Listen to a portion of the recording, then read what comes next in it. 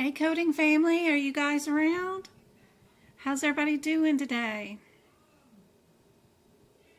Let's see. How many we got on? We got 9 on right now. How's everybody doing? Thank you for the 4 likes on the video already.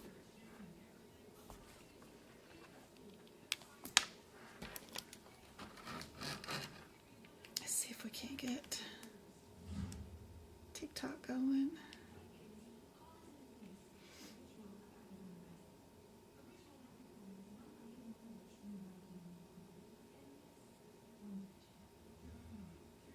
Add a goal.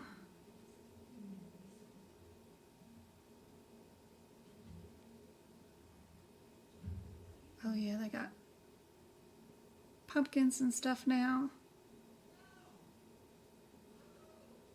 on TikTok. It's too fun.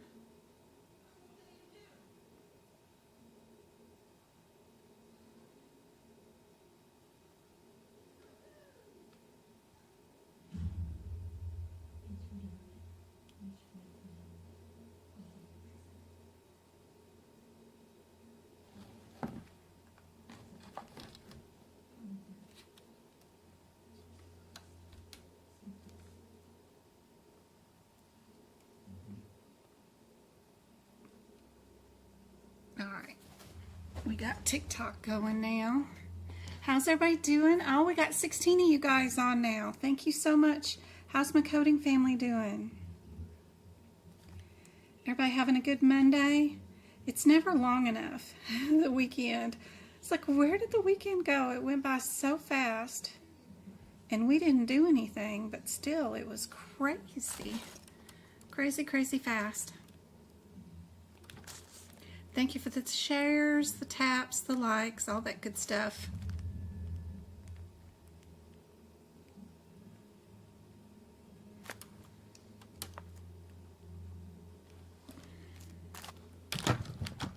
All right. Where's chat?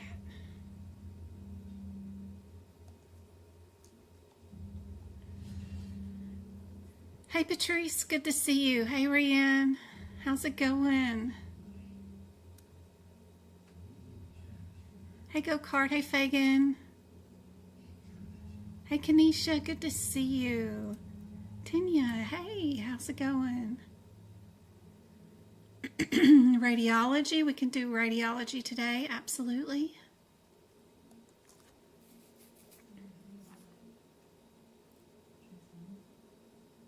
Hey Jessica, hey Veronica. Yeah, I know they're getting hit again with some storms, aren't they, Fagan? I hope I hope it's just mild and easy this time. Hope it's not a big deal. Hey Jackie, good to see you. Another one's expected to hit on Wednesday. Oh my gosh. Be sure, if you guys haven't yet, there is a disaster relief fund on aapc's website. In fact, they even advertised it again today. So if you have been hit with in the disaster area and you need new books because they got water damaged, you need your membership paid because you have spent your discretionary money on trying to find batteries or replacing what was in your fridge, you know, whatever. You can get your membership paid for. You can get new books. If your books got waterlogged, you can do all kinds of stuff. Get your workshops paid for. Get maybe even more exam attempts, especially if you couldn't attend your exam attempt because of your computers were waterlogged and all that stuff, no electricity, all that kind of stuff. They can help put you back to normal. So be sure and fill out that kind of information. I do have the link on my website underneath the FAQs.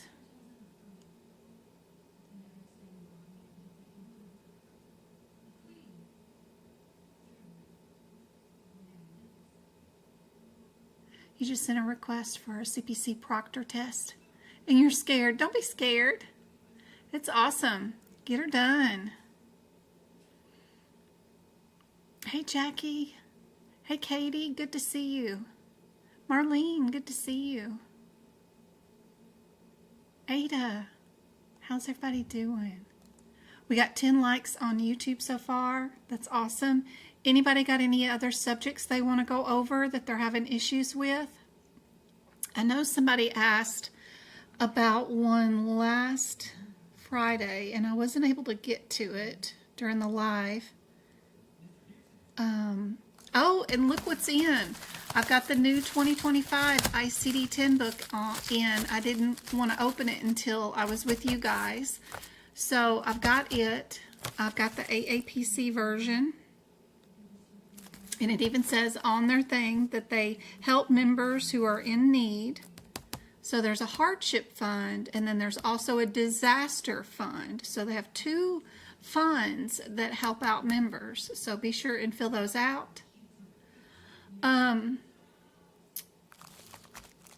But one of the questions that was asked on Friday's live that I didn't get to yet, and if you guys need to see the links and want to know where to go on the website pages, I can show you again.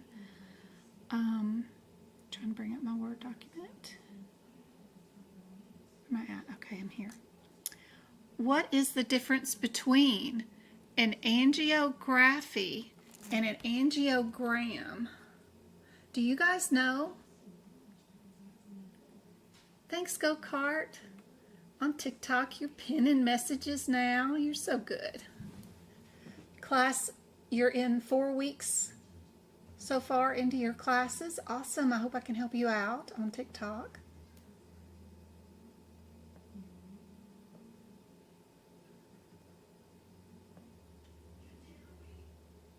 Awesome. We got 17 of you on TikTok. You can type into chat. Let me know, what are your differences between angiogram and an angiography? What do you guys think? If you saw both of these on your exam, which this is something that somebody said on Friday was on their exam and they weren't prepared for that question. What is the difference? You applied for the grant today? That's awesome. Go Kart. Yeah, Rayanne, the class just started. Can you hear me? You doing okay? I'm from Alabama, and you take your test on the 18th, so you're so nervous. Oh, Tiffany, I hope I can help you out. Somebody said on Friday, who had recently just took their exam, that this situation was on their exam. Would you guys know what the difference is between an angiography and an angiogram? What's the difference? Goldsberry. Love that last name, Rotunda. It's awesome.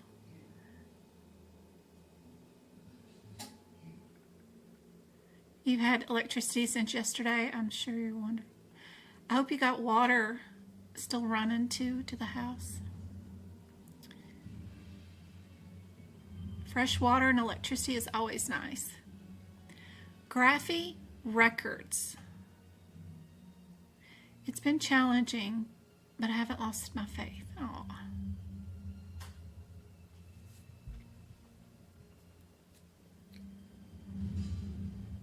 Dazzle says heart. Okay. So angiography in like super layman's terms is a procedure.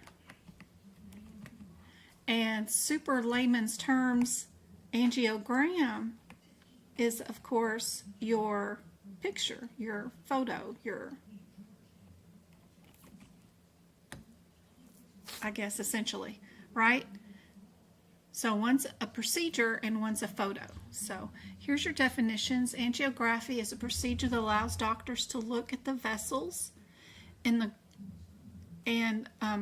a lot of detail using an X-ray. It's used to help make diagnoses or to monitor certain effects of a treatment. An angiography produces an angiogram, which is an image of the blood vessel in the body.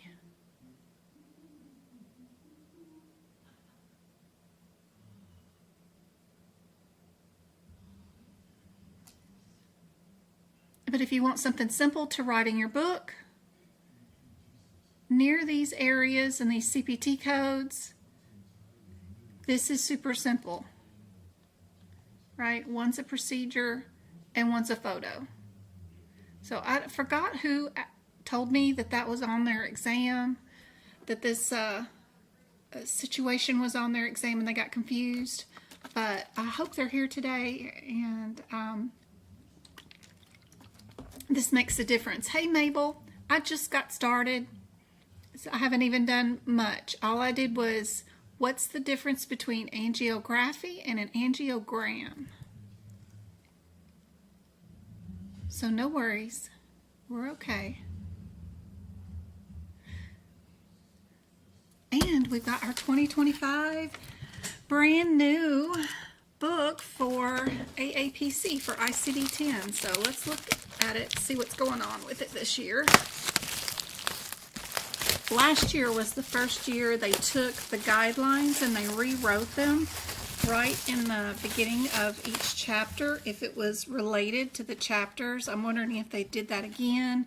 Last year I didn't notice that they had done that, and I went on and filled out all of the guidelines in the front with the guidelines that are all listed in the front, and I didn't put them in with the guidelines that got moved to the beginning of each chapter. So for example,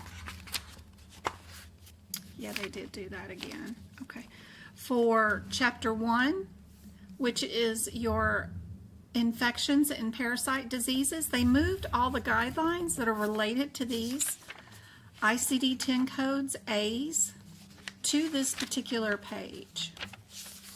So I think this year, if it's related, I'm going to move my guidelines to this page, because I do like to move all my guidelines, like for sepsis on the A41 diagnoses. I go on and go to this page with the A41, which is your other sepsises, which is all your septic shocks and stuff like that. I like to use these 2 pages and write my guidelines just for sepsis here, but also having it written close by is handy, because having it written all the way up in the front of the book isn't handy when you're mostly dealing back here. So that's kind of handy. The other thing that is awesome to have in your ICD-10 book, if you have the AAPC version, is any of the anatomy pictures that are written in the manual by AAPC. These are super helpful, and this is where they get their anatomy questions. If they were going to ask us about the bladder and a malignant neoplasm of the bladder and what the different stages of that malignant neoplasm was and what it would look like, they have all 4 stages listed right here and what it shows. So that's the kind of stuff that they use for anatomy questions. Another area that they use for anatomy questions is, like, for example, if you go to the endocrine chapter, chapter 4 of your ICD-10 book, they have the guidelines moved there just for chapter 4. Then they have an anatomy page where nothing but endocrine anatomy is listed, and it lists from a cellular level and builds the organs or the systems that are involved in the endocrine system and tells you what's in each list anatomically, and then it'll go through common diseases of that particular system, the endocrine system, and list them there. If they're going to give you any anatomy questions, it'll be from these 2 pages in the endocrine system if they're going to ask you anything about it. And then your guidelines are now right in front just for the endocrine, and then you can start utilizing the tabular list for that chapter. So highly recommend, if you are going to get and take a certification exam from AAPC, their manuals are the best to get because they put stuff in them that are not in every single ICD-10 book. You can utilize any book, They have decision trees that they create in their AAPC manuals, like to show you how to diagnose a particular area, and these won't be in your Optum. They won't be in any other version of the ICD-10 book because it was written by AAPC. So if you're going to do one of their certifications, I do recommend their books. They did come down a little bit on their shipping prices. It used to be $25 to ship a book when you order direct from AAPC, and I've fussed for 3 years in a row about the price, and I've told everybody not to buy them from AAPC. This year they charge $10 per book to ship it to you. It still should be free because you can actually just go to Amazon, go to AAPC's Amazon page and order it from Amazon, and it's free shipping. So you know, whatever. But you can also find deals by just Googling AAPC, ICD-10, and the year that you're looking for, and just hit Google search. And find you a used bookstore that has one that will ship one to you, or online sell marketplaces will show up too, like eBay, McCary, all those kind of places. I like a bookstore called Book Run, and they're super helpful and do free shipping. But whatever you can do, there's no sense in spending $30 on shipping for all 3 manuals, and you don't have to. You can just order them from Amazon for the same price. But anyway, if you do purchase them from AAPC and you upgrade them to where you get the electronic version of the book also, you will be supposedly be able to enroll in a course on the manual, and you'll get free CEUs when you pass your certification exam. These are things that you need annually to keep your certification, but I still haven't found the spot this year to enroll in the course. I've went to their learning library and it's not there, so I don't know. And they even sent a video, but it's unhelpful because it doesn't show how you get to the website where their particular learning library is at that they're utilizing. Because the one that I see that I can get to in my account isn't the same as whatever they're doing. Plus the video is 4 years old anyway, so I'm sure they moved it. Hey Cassandra, good to see you. Also, what's a good tip for making notes and guidelines in per category? That's an awesome question.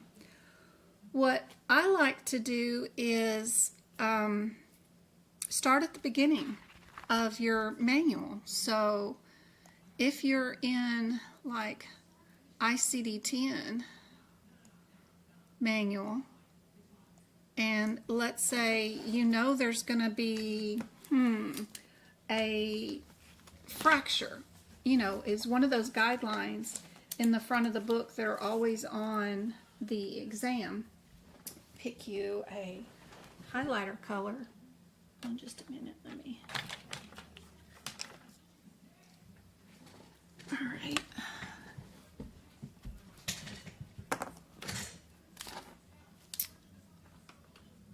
So fractures are always going to be on your exam. What I like to do is on the AAPC book every year they have the guidelines starting out here on this page, and then they have a blank page right in front of it. So what I'll do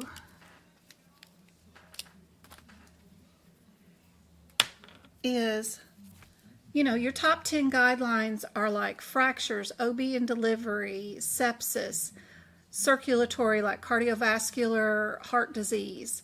They're always going to have a drug interaction or a machine malfunction, some sort of allergic reaction or medical mishap. they're always going to have burns, right? So these are your top 10 that they're always going to be on the exam. Fractures, debriding them, coating them, those kind of things are always on there as far as guideline questions. So we're going to write fractures.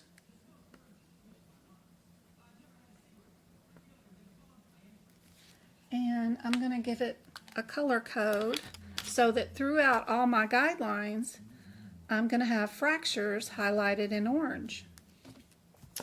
I'm going to go find my guidelines that mean fractures. I believe fractures are in the 1Cs. I'm going to look in my index here of where are my fractures. I think it starts in the C's, so we do I, C, and then fractures were on down, right there under injuries. So if I find fractures, I-19, and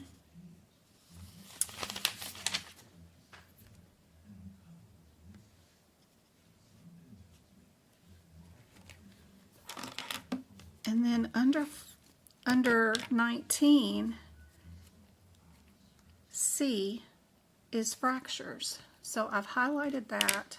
So if I was to need a guideline really quickly, the reason why I'm doing this is if I need a fracture guideline really quick, if I need a OB and delivery, which would be pink, if I need a circulatory or sepsis guideline really quick, they all have their own color code.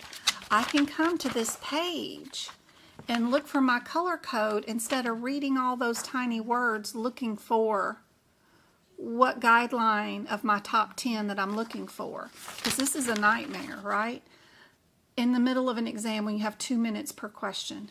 But if I have them color coded and marked, I know I can find them really quickly, get me a page number where that guideline is at, and run to it.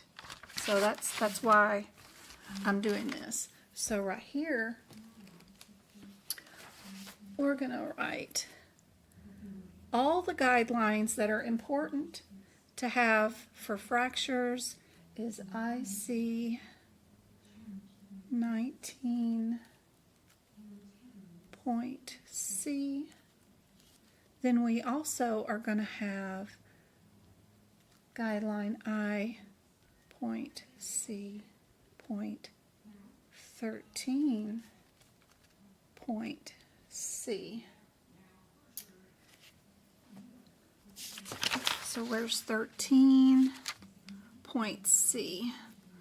13C. There's the pathological fractures. All right. These are pathological fractures. This is traumatic fractures. Now, it's telling me what page numbers they're on. The first one that I wrote down is on G25. G25. That one was what? It was for traumatic.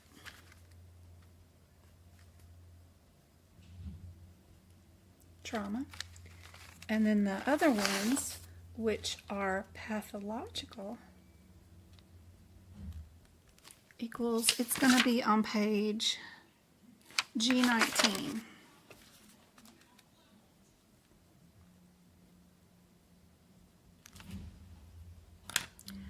At least you can find what page numbers these are going to be in.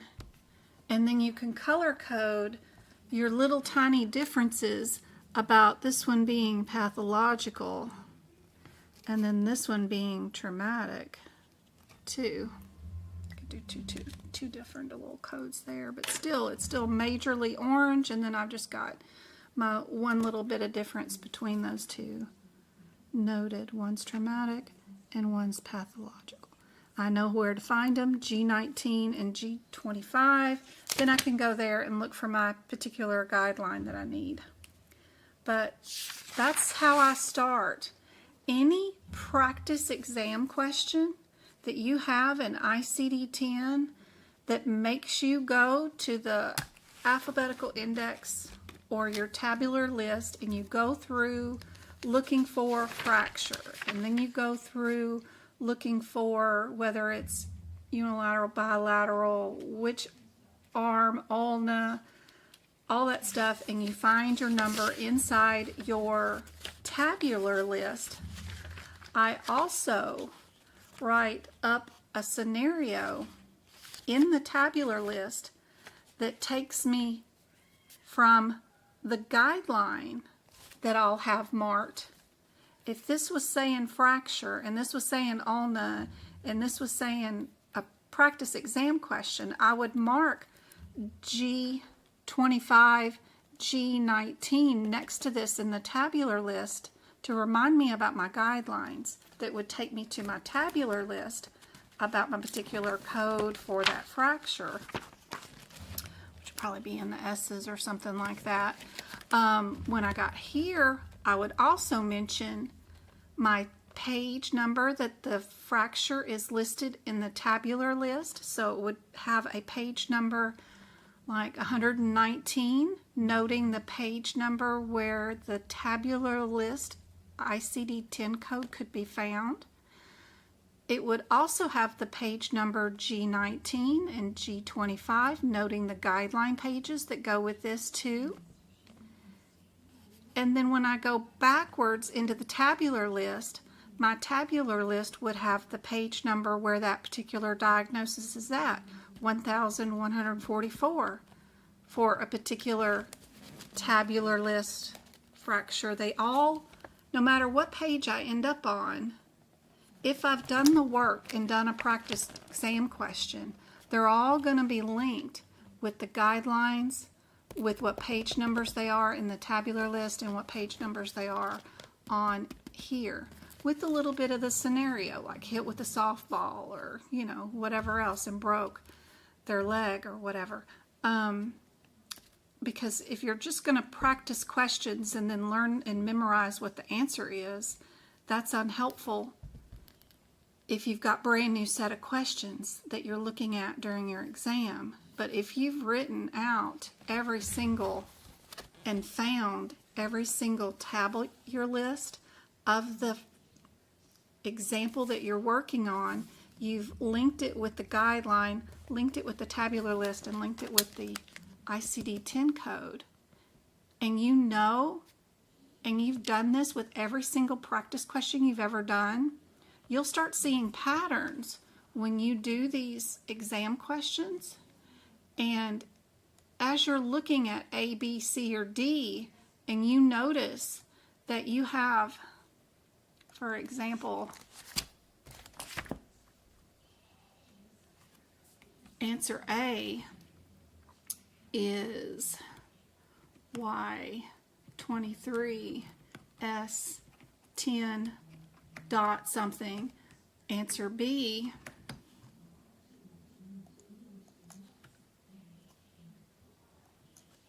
is S10 S11 Y23. Answer C is T22 or whatever, and then an S11 whatever, and then a Y23, and then answer D is an R code. You're going to know, because you've taken the time to write out so many examples of all the ICD-10 questions that you've worked on, that you'll know that if you've got an injury, you need an injury code, and what would be correct and what would be incorrect just by looking at what's available for you. You know that A has to be a coding irregularity because the Y's you've never written down as an example in your manual as an appropriate answer to any question as far as the first code, right? You know that you don't do symptoms when you have an actual diagnosis like a fracture. So the only two that you have to decide is, do I do an S code or do I do a T code? and then figuring out the differences between these two and what was the primary diagnosis is a whole lot easier than stressing over all 4 answers. But that's how I work in my guidelines. I use the practice exam questions to get me started. I color code all my top 10 diagnoses and things that I know are going to be on the exam, and then I make notes going through the book to make that happen. Anyway, I hope that makes some sort of sense, that just didn't go over y'all's head. But that's how I get started. And we will do book prep videos live on YouTube for YouTube membership starting probably today. We can get started on these ICD-10 guidelines tonight after I pick up Travis, and because I got to rewrite the 2025 guidelines, and it's time to get started. So if you are a YouTube member, you get to watch those live and then get to watch the replays, of course, for free later on. All right. There is your first question for tonight while I catch up with chat and see what all I confused y'all on.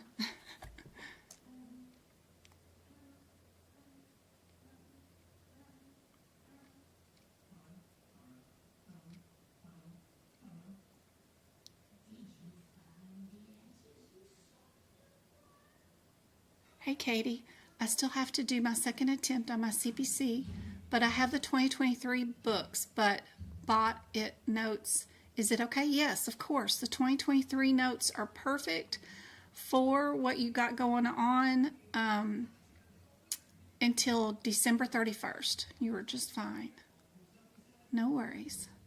I love that we get to open it together. That's awesome, Fagan. Me too. I always like that when other streamers do that and they wait.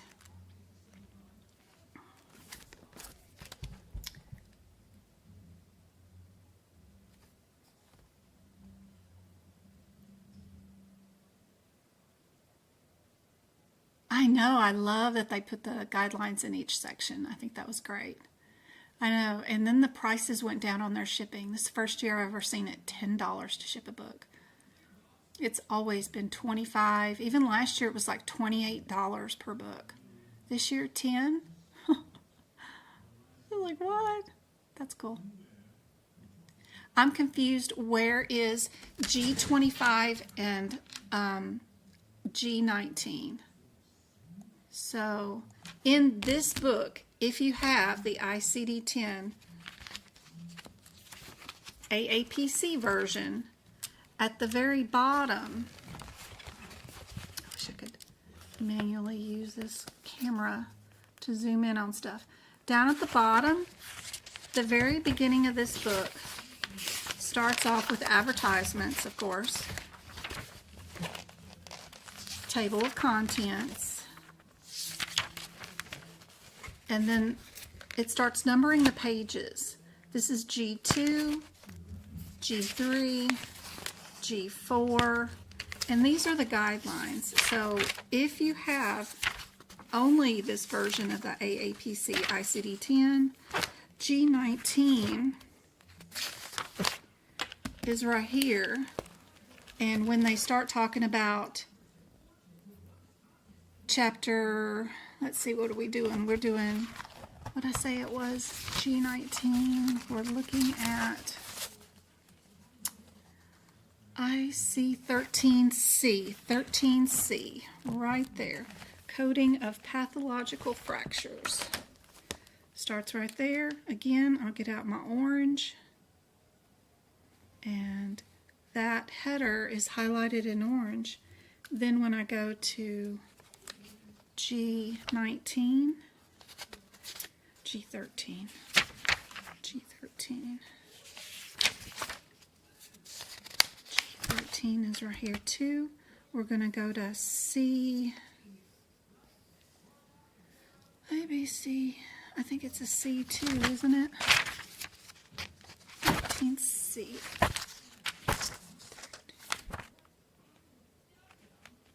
No, it's 19 and then G25. Sorry. G25. G25. And then we're doing C, which is traumatic fractures.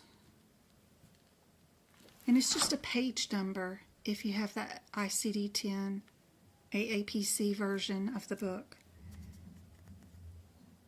And G25 and G19 are just page numbers. That's all that is. That way I have the page numbers listed for fractures really quickly of where to go. And then I'll do the same for my OB and delivery, my cardiovascular issues, sepsis, overdosing, underdosing. I'll have the guidelines listed with the page numbers so that I can run to them quickly. If I take a certification exam this year that I need them really, really quickly. But this will be something new for my notes for 2025, is to have this top 10 list listed out. I've always had in my notes already in the guidelines, so like every single sentence, if I can find it in the book with a page number, that's what I'll do. So this guideline is talking about the acute and chronic subcategories. So if I go to page 170 in this particular manual, I'll have the guideline for acute and chronic listed out here. This has always been in my notes where I go from guideline to guideline and show you with page numbers, where do you find it in the guideline, where do you find it in the index, and where do you find it in the tabular list. That way you can follow along and find everything as it is exampled. But this year I'll be adding the top 10 list index right in and right before you start doing the guidelines. But hopefully that answers your question about where the G pages are. Every manufacturer that makes the ICD-10 books, I'm assuming they're all different, but I've never had the Optum book or whoever else's versions are. I've always used AAPC's.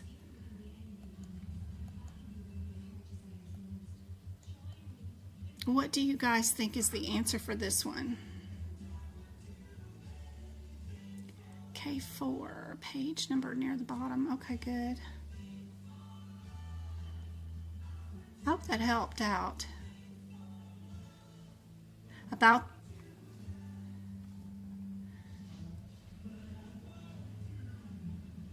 Yeah, it helps with sequencing.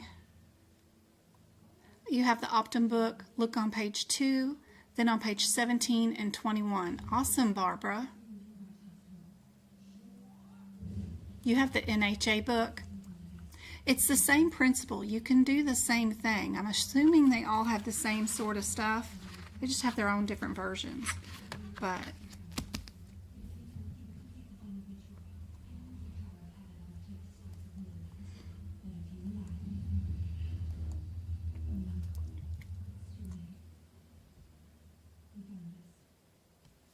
everybody's got this answer correct. I didn't see anybody that had it wrong. Hope this is helpful for you guys on TikTok. Thank you for the 3,000 taps and the shares of the live. How about this lab and path one? I've got some Moz surgeries coming up, I think, in a minute. Lab and path, medicine. some matching fill in the blank kind of stuff coming up. Still have no word from AAPC. I'm assuming in January that the exam will switch and we might have a few fill in the blanks at the end. I'm assuming the 10 questions at the end. But that's been my assumption for over a year now. I have no idea if they're going to honor that or make the whole exam fill in the blank. Who knows? I know that their pass rates have gone up 10% nationwide since I started teaching. Other than that, I don't know. That's kind of cool, though. All right, we still got 34 of you guys on.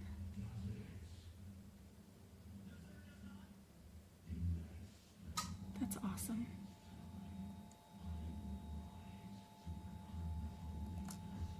Kids are playing video games there.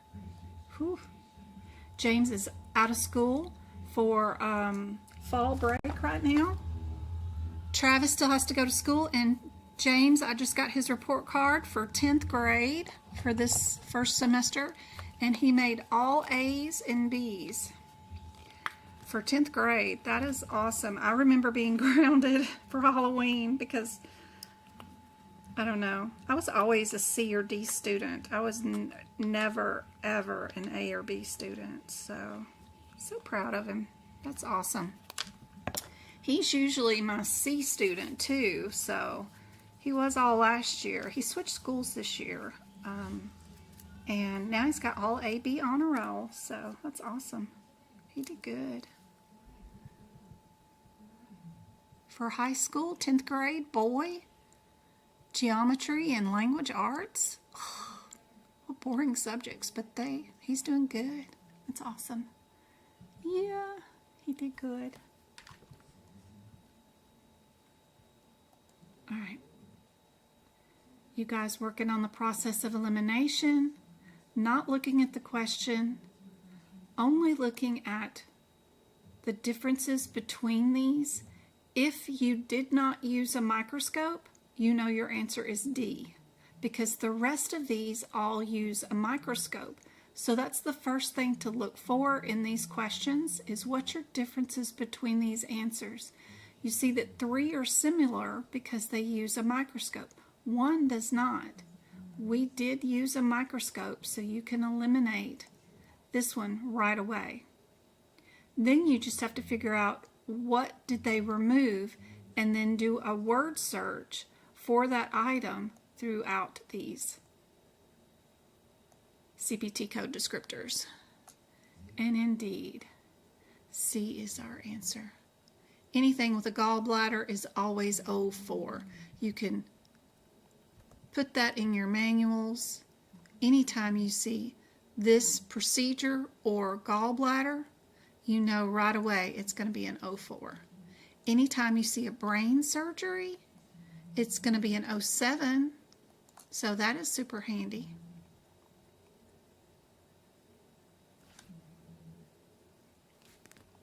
Everybody on TikTok okay?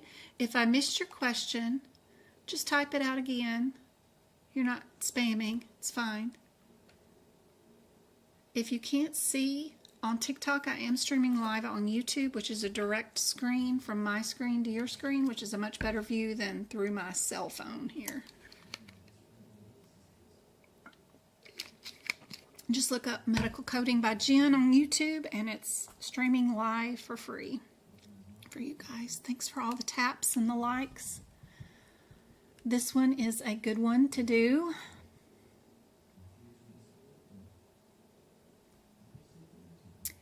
If we did an hour and 32 minutes of hydration, what is our answer?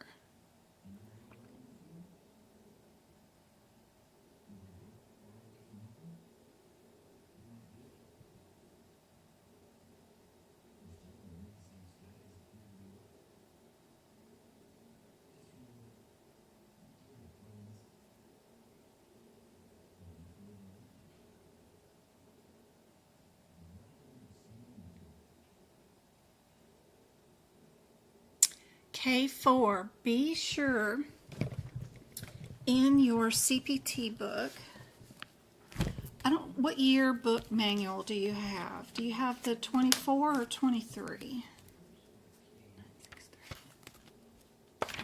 Just curious. Both are just fine. I'm just curious.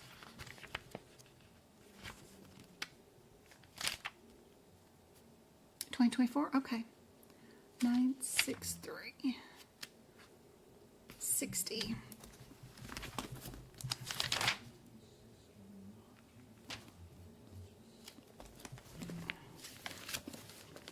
I haven't done my notes. I didn't do the medicine notes for 2024 year because my 2023 year were perfectly fine. There was no need, not enough codes updated for the exam. So this is perfect. What will help you for this question is to, how did I do this? I rewrote it last year. I edited this one last year because their CPT code descriptor is like very deceitful, the way they wrote it. It's like the way you write it, every other CPT code is one way, but this particular code you write it a different way. Why?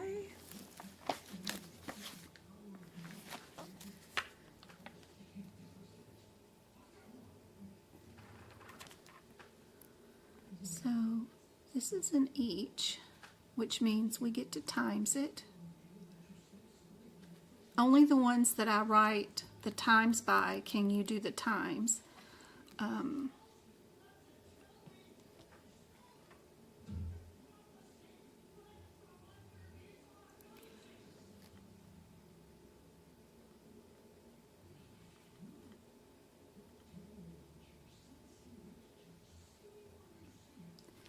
What this means, the 31 minutes to 1 hour, actually means 1 hour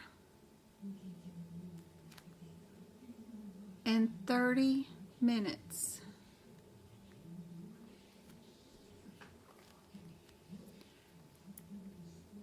If we're going to add this one, the example is 1 hour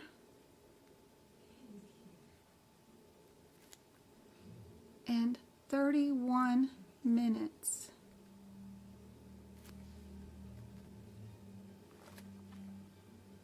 There's a rule about half plus 1 has to go by before you use an add-on code for time. Time has anything that is time-based. So up at the top, you could put time rule equals half plus 1. That means if you're going to add an extra hour or this add-on code, which equals an additional hour, you have to have half of that hour to go by plus 1 more minute before you can bill it. So if this is 1 hour, then you need, before you can add another hour, half that time plus 1 minute to go by before you can do it. So in my 2023 notes, I had all this already where I put the alert time equals 1 hour 30 minutes, and another example is 1 hour and 10 minutes is still only just that code. If we're going to do the 61, I put in my notes, use if over or at 1 hour and 31 minutes. And then I have more examples, like example 2 hours equals the 96360 with the 96361. If it is 3 hours, it is 96360 and 96361 times 2.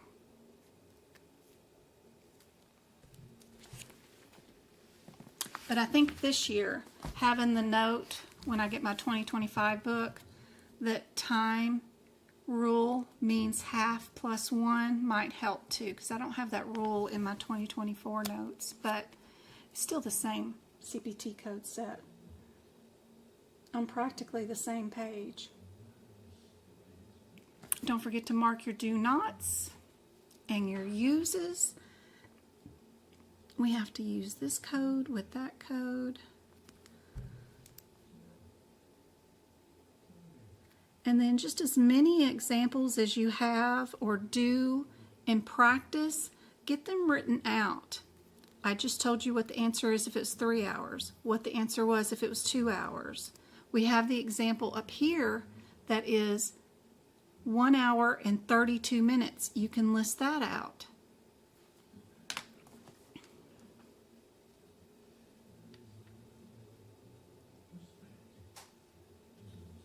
I'm catching up with chat.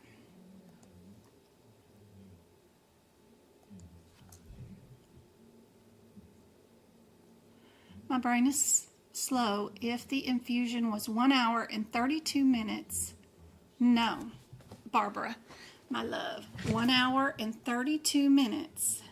So, this right here equals 1 hour. So all the way down, that's 1 hour. 1 hour. If I was to add the 61, 96361 equals 31, well, it equals 1 hour and 31 minutes through 2 hours and 30 minutes, actually. 30 minutes.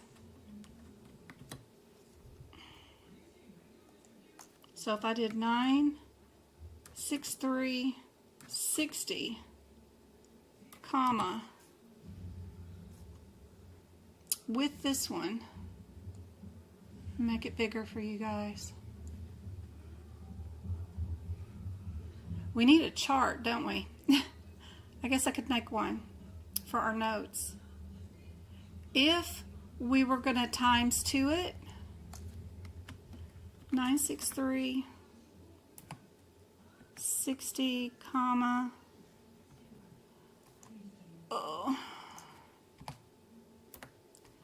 and then 96361 times 2 equals 2 hours 31 minutes through 3 hours and 30 minutes.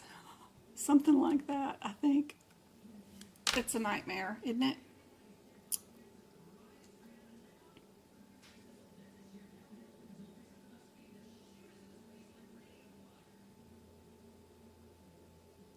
But this was 1 hour and 32 minutes. So where is 1 hour and 32 minutes? It's right between here, right? If this was a chart. So that means your answer has to have these two in it,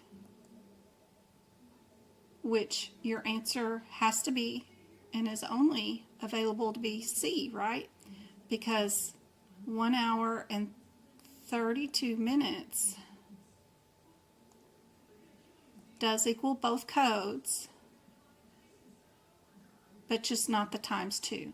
Times 2 would have to be 2 hours and 31 minutes, because that's 3 hours. This is 1 hour, this is 2 hour, and then if I times 2 it, that's 3 hours. So before I can bill for 3 hours, we have to have 2 hours and 31 minutes before I can bill for 3 hours. Is that crazy? Yes. Yep. Equals 3 hour billing. Woo! Wrong finger placement. Hours equals 2 hour billing.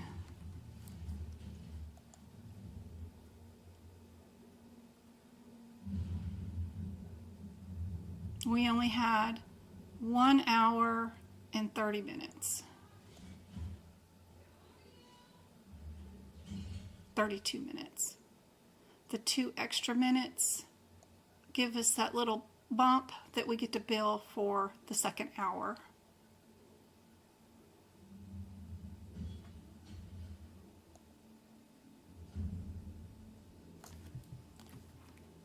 Four hours and 30 minutes equals what?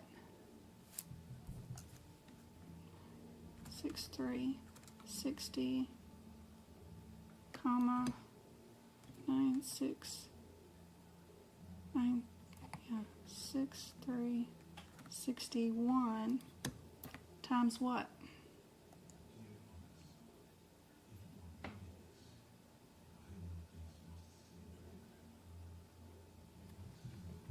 What do you think? Hey Trendsetter, good to see you. Good to see you guys. Thanks for your subscriptions too on TikTok and the likes and shares. So if we're doing 4 hours and 3 minutes, we need to bill times 3. If it was 4 hours, 4 hours and 36 minutes, that equals 96360, comma 96361 times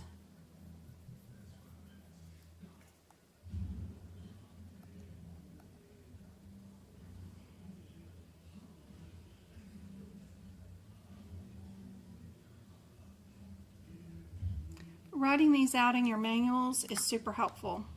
That way you've just got the whole list of all kinds of times, and probably doing a chart. I got to figure out how to do a chart like this, and I'll get that in my 2025 notes for this year.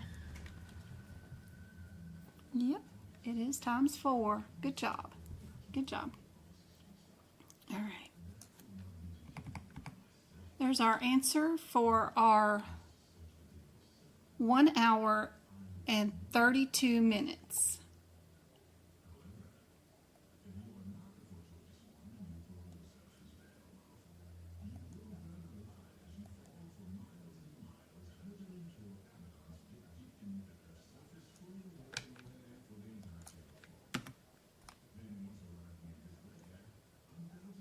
I already have the lives up for later on this week, Wednesday, and for Friday. So the links are there if you guys need them to know what time we're going to go live. I hope that's helpful. I hope Pocket Prep's been helpful for you guys. Anybody playing around with that? We were on live Saturday. I meant to go live on Sunday, but we watched the Rings of Power Sunday with the boys. They all really enjoyed that. We watched all 7 episodes. It was great.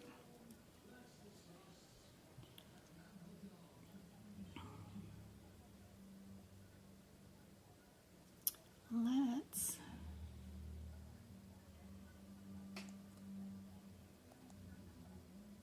do some membership gifting. Let's give away 5 memberships.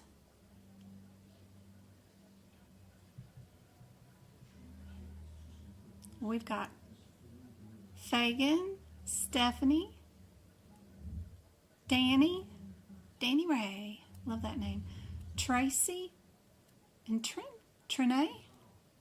I hope those gift memberships help out a whole bunch. You'll now have access to watching me book prep the 2025 ICD-10 books tonight too, or to rewatch the replays later on in the morning, whenever you get time. That's always helpful. What do you guys think is the answer for this one? You're very welcome. We've given away, we're sneaking up on $10,000 worth of notes and books and re-exam attempts and just helpful money well spent on all kinds of free resources for people. So it's super cool.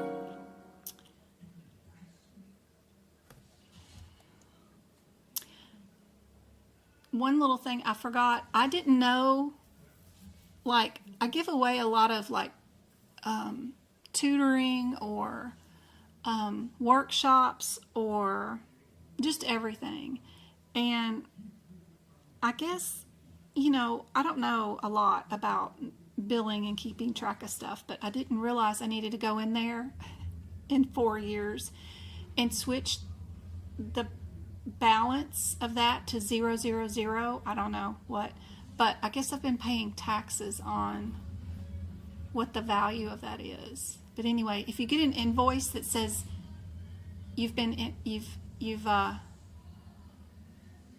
got a 000 invoice, just, it's automated from my website.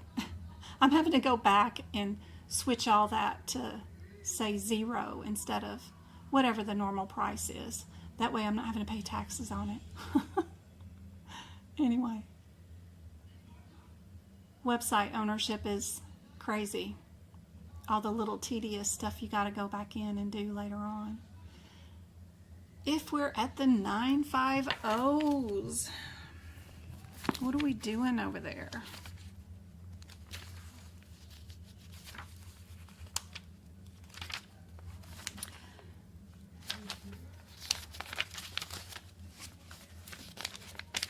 Oh, is this allergies? Oh, yeah. It's another area that's probably going to be on your exam. Knowing the differences between these allergy injections is super helpful. Are you making one shot or are you making a vial for somebody to take and get given somewhere else? So that's the first thing you got to look at. What are we doing today? This seems to be probably an allergy testing, so that's easier.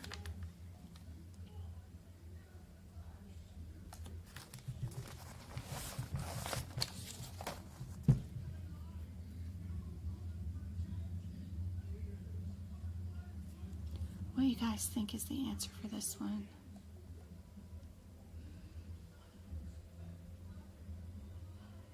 Indeed, we are doing B for this one. I don't see anybody else having issues with it, so we'll just keep going since that one was easy. What about immunotherapy? Are we in the 115, 120, or the 140 area? Two of the answers are both in the 140 area, so I'd probably run to those codes real quick. All right, 145 and 44. Only look at the differences between those two, and you can notice that both of those start out with the same exact CPT code descriptor. They're both professional services. They're both for supervision and preparation and provision of stuff. What's your one-word differences? If you haven't gone through the entire book and looked for codes that start off with the same CPT code descriptor and then write the one-word differences in between them, this is your sign to do so. This will be super helpful for your certification exam. If it's a code that is different from the rest, then great, don't worry about it. But you've got five codes on this one page that all start off with professional services. What's the differences between all these professional services? You don't want to have to figure that out during an exam when you've only got 120 seconds. And time just to find the codes and get here to this page has already taken away probably half that time anyway. Now you got to look up the differences between all these CPT code descriptors. It's much easier just to grab it if you've written it underneath here.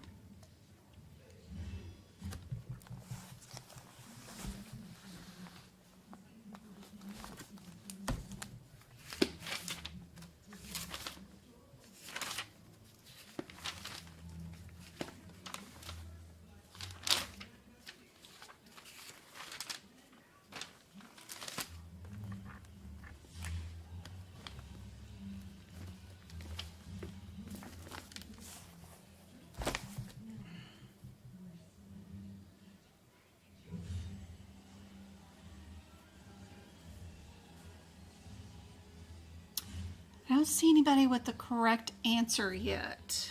Maybe? Okay, maybe K4. Good job. I'm matching puzzles on TikTok. Just a second to stay live. There we go. Prepare and mix. So which one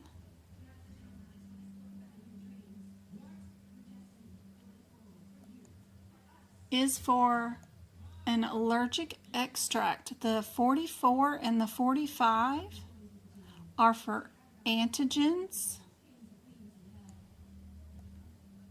So the 115 and the 120 are for allergen immunotherapy. Because these two codes were super close together, but the difference is these are antigens and these are allergenic. Seeing this, you'd know these two are in the wrong area. You'd switch to the 15 and the 20, which are the allergenics. Then figure out if you're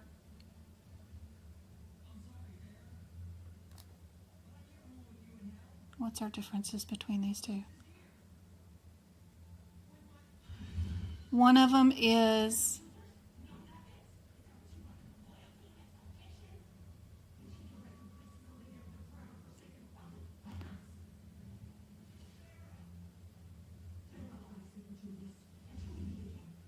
single injection.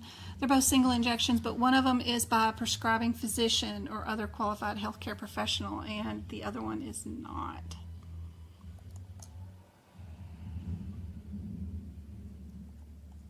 So D is our answer.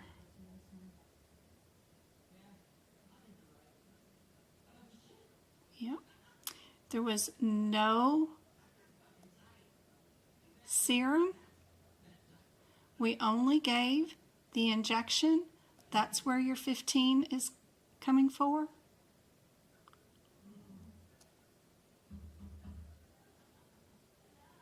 We only gave the injection. We've got our 15. There you go. Oh boy, Moz. What do you guys think the answer is for this one? Moz, however you say it.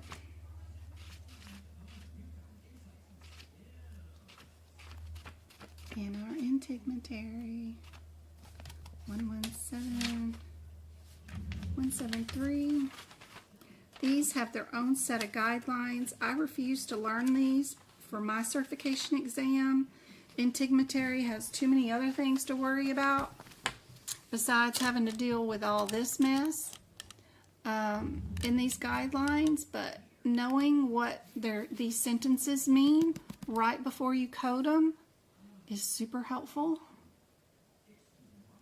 They all have the 11 in it, so I don't have to worry about that. The first thing I've got to figure out is, do I need a 12 or not?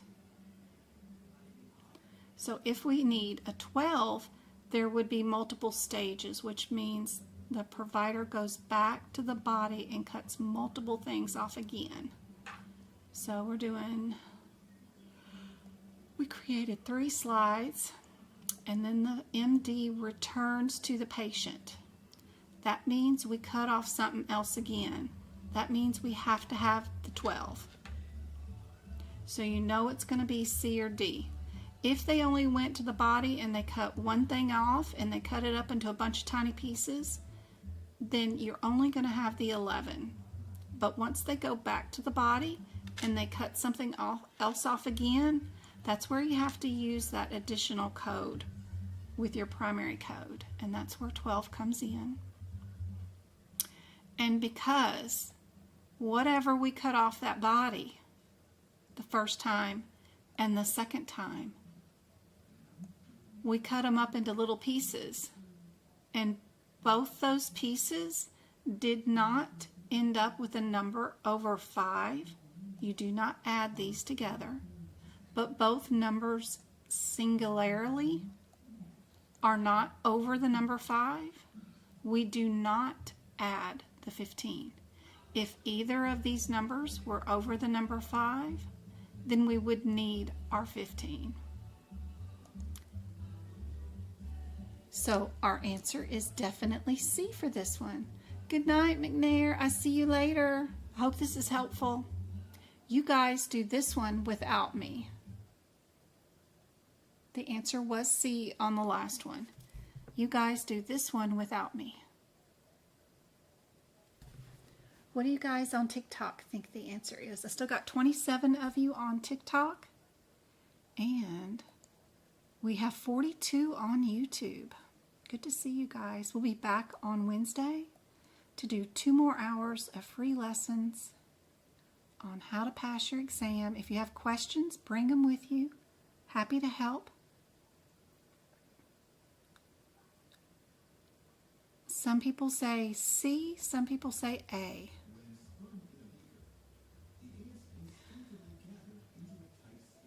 So every answer has 11 in it. First thing I need to know is, do I add the 12? Did we go back to the body and cut multiple things off?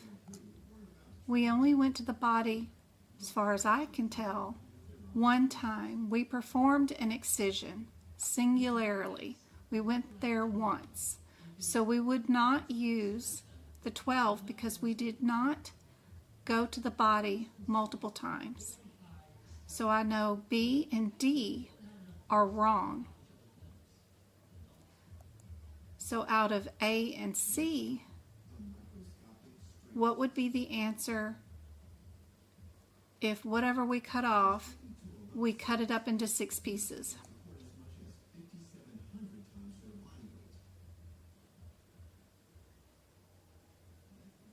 Because this number is over the number 5, we do have to add our 15. So that is answer C, yes. B, it cannot be because we did not go to the body twice. We only went to the body once. So that one is C again. What about this one?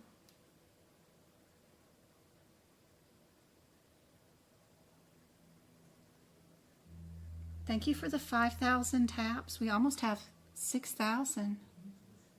Thank you, guys. On YouTube, we've got 27 likes, 41 people in.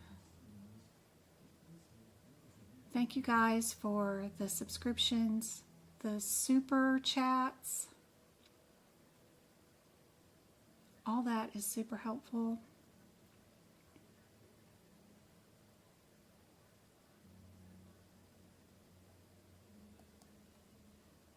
Everything has a 13 in the front, so we don't have to worry about that.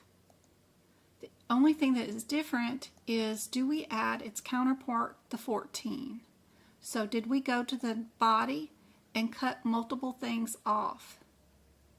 So we did an excision and we did 3 slides from it. Then the doctor returned to the body and did another excision. So we know we have to have our 14 on this patient. So this one is definitely going to have a B or D because A and C are wrong. So your differences between B and C is just whether you add the 15 or not. So only look for the information that you need to add 15 or not.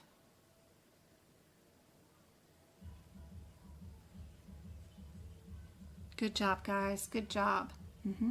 It's not because of the 3 slides. We would not add 15 because of that. Our second excision had 2 slides. That doesn't matter. We don't add the 15 because of it. But our third, our times 2 on the 14, had 6 additional slides. So that means we do need to add our 15. Yep. So D is our answer for that one. Good job. Kind of like a fill in the blank, but what would be the answer for this one? Are we doing a laryngoscope or a bronchoscope for this question?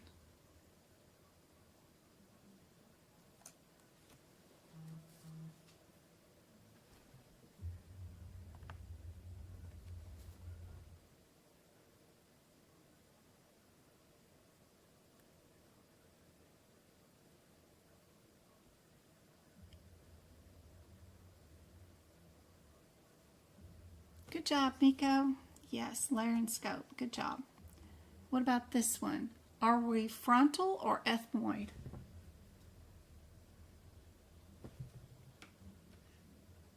Frontal or ethmoid?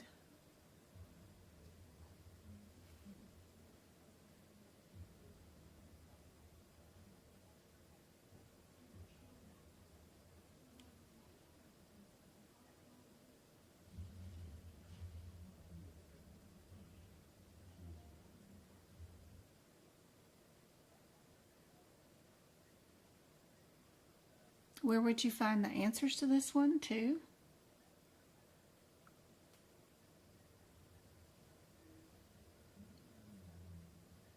There's some anatomy pictures. They're in your CBT or ICD-10 book and your HIPICS. Any one of those manuals will help you with this one. And the one that is between the eye sockets is your ethmoid. Good job. What about this one? Are we doing centesis or ectomy?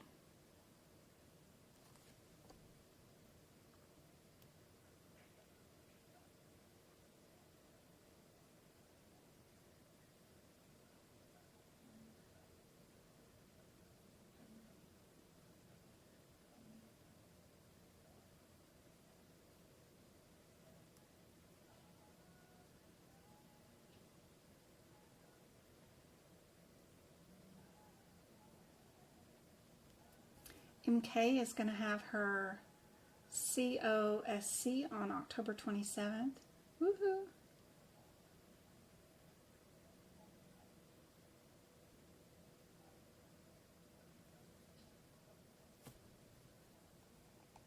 Sent up Word document. There isn't anything open on my desk, but I've got to go pick up Travis anyway. It's 3 minutes till I got to go, but I hope this was super helpful for you guys. Sorry about the ending. I will be back on Wednesday.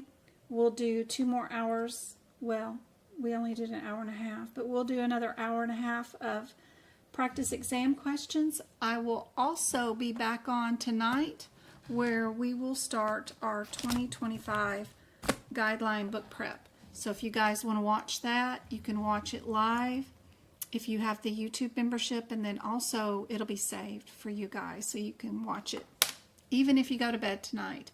But let's go get Travis from cheer camp. Good night, guys. I hope this was helpful, and I'm so sorry about the ending. Love you guys. Very proud of you guys. I hope this was helpful.